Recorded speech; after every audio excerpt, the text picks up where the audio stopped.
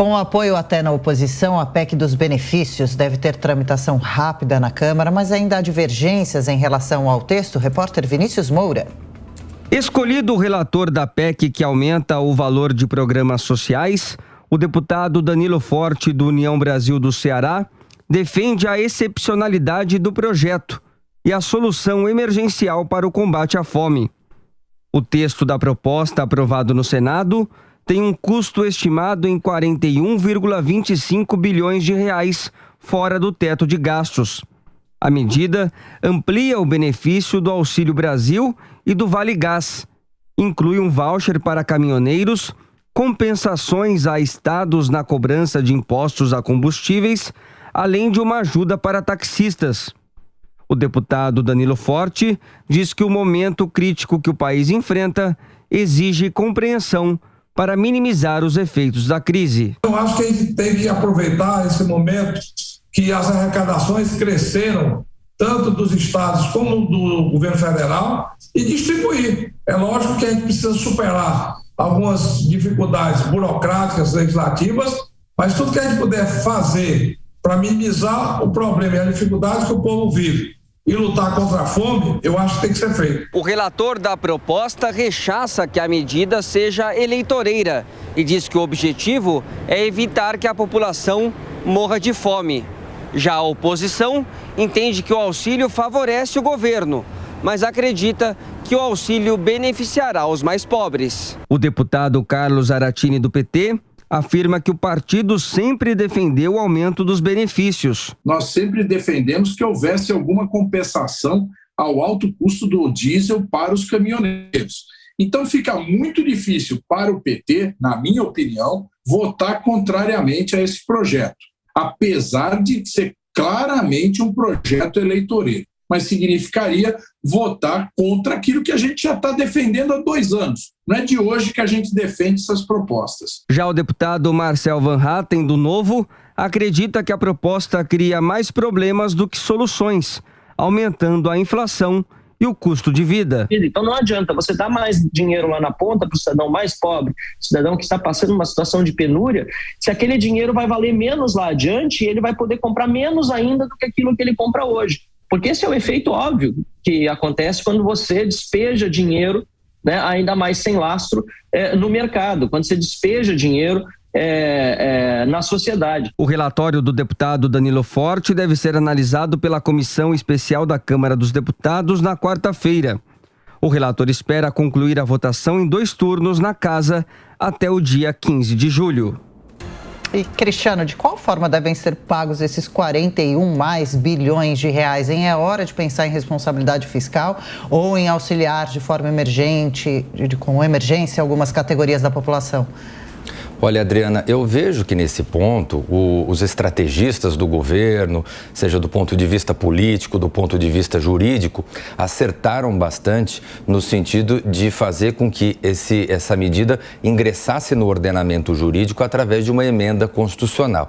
Se fosse uma lei ordinária aprovada, haveria uma série de restrições do ponto de vista da legislação eleitoral, do ponto de vista da lei de responsabilidade fiscal. Agora, ingressando através de uma emenda constitucional, um texto que tem superioridade em relação a essa legislação ordinária, não há que se falar em qualquer limitação nesse sentido.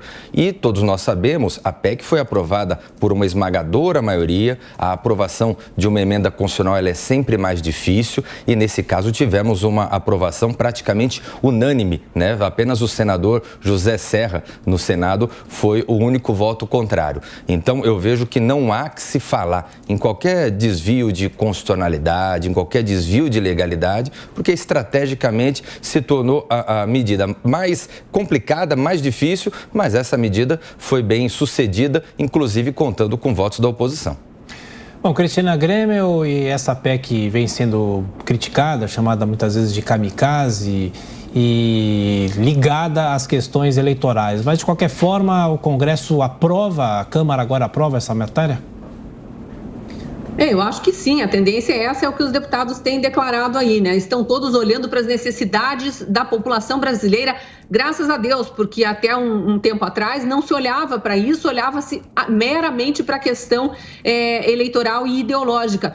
É o que eu falei agora há pouco. Pouco importa se estamos a 3 meses da eleição ou se a eleição será amanhã. Quando há uma necessidade hoje na mesa das famílias brasileiras, é preciso resolver. E se há uma proposta para se resolver isso e você é contra, como fez o senador José Serra, ele vai contra o próprio discurso da vida inteira, de que está olhando pelo povo, de que vai para a política, todos eles, né, dizem, vou para a política para pensar no bem comum, no bem coletivo. A gente não pode esperar até outubro para dizer para as famílias que estão passando fome hoje, tem uma solução para você, elas precisam de uma solução hoje. Agora, claro, tem que se respeitar as leis, tem que seguir os trâmites legais, os representantes do povo, esses quase 600 parlamentares eleitos para representar o povo, seja na Câmara, seja no Senado, precisam dar uma resposta dentro da legalidade, que é o que foi feito agora. Em relação ao teto de gastos, especificamente, o ministro Paulo Guedes já acenou que não vai estourar o teto de gastos, que a ideia é colocar dinheiro que entra através da privatização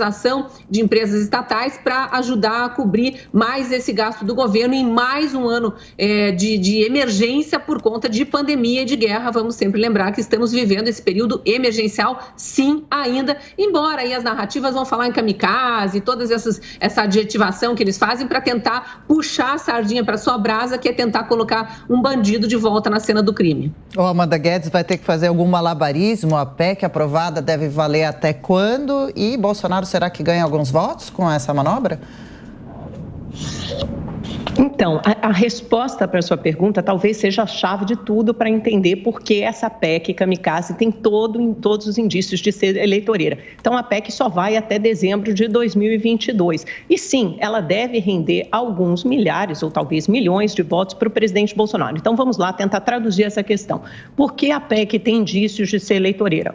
Bolsonaro está em segundo lugar nas pesquisas, está estacionado, tem tido dificuldades de subir, estamos a 3 meses da eleição. 2, antes ela se chamava PEC dos combustíveis, tinha um teor completamente diferente. De repente, passou a ser uma PEC para dar dinheiro na ponta para a população mais pobre, justamente o eleitorado quase cativo do ex-presidente Lula. Por quê? Porque Bolsonaro não sobe nas pesquisas. Será que essa legião de esfomeados se formou em 2 semanas, quando ela passou de PEC dos combustíveis para PEC de benefícios sociais? Ou então será que o governo Bolsonaro só se deu conta agora de que temos milhões e milhões de brasileiros passando fome? Não. Provavelmente é por causa da necessidade eleitoral. Em terceiro lugar, essa questão que você perguntou, Adriana, de até quando vale essa PEC? Ela só vale até dezembro de 2022. O ex-presidente Lula chamou de compra de votos e, de alguma forma, sim, é uma compra de votos. E quarto ponto, o presidente Bolsonaro nunca ligou para a questão social. Ele não se elegeu com essa plataforma. Pelo contrário, ele vem roubando essa plataforma do PT e agora tenta se apropriar do Auxílio Brasil. Ele mudou até de nome, na verdade era o Bolsa Família, ele mudou o programa, passou a chamar de Auxílio Brasil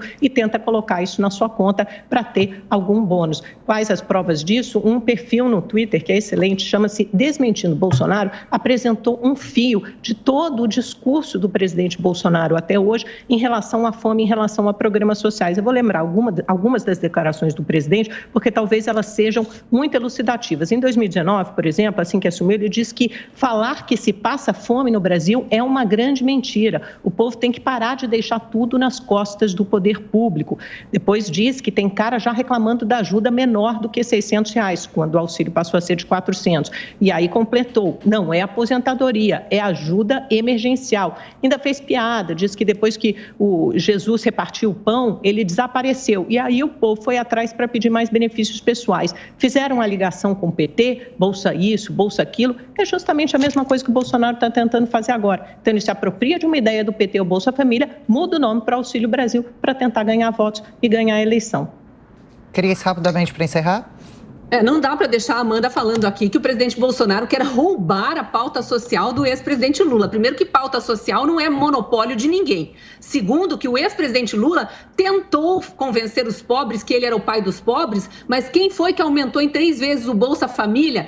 no meio de uma pandemia, depois de ter dado auxílio emergencial para socorrer os mais pobres na emergência? Foi o presidente Bolsonaro. Quem foi que fez a maior reforma agrária, efetivamente fez reforma agrária nesse país, distribuindo mais de 360 mil títulos de terra para o pessoal do Movimento Sem Terra, que foi durante anos e décadas enganado pelo PT? O presidente Bolsonaro. Os títulos de terra distribuídos por esse governo somam mais do que os distribuídos por Fernando Henrique Cardoso, Lula, Dilma e Temer. Então, vir falar que a pauta social é a pauta do Lula e que está sendo roubada pelo presidente Bolsonaro é para lá de leviano, é desonesto mesmo. É eleitoreiro, é ideológico e desonesto.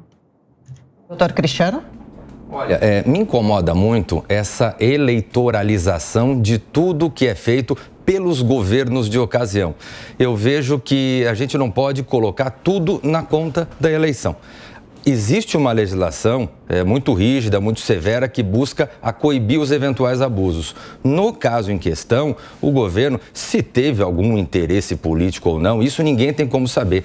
O fato é que o governo agiu de acordo com a legislação, aprovou uma emenda constitucional e, com isso, acabou por conceder esse benefício à sociedade. E que, por mais que se diga que ele teve ou não teve um histórico de defesa das causas sociais, o fato é que temos uma condição, sim, de emergência, uma condição sim de guerra, uma condição sim de pós-pandemia e que foi usado os limites do que era permitido pela legislação para se conceder esse benefício. Então, realmente, eu não vejo problema nenhum. Jair Bolsonaro é presidente da República até o dia 31 de dezembro de 2022, independente do aspecto eleitoral que se avizinha.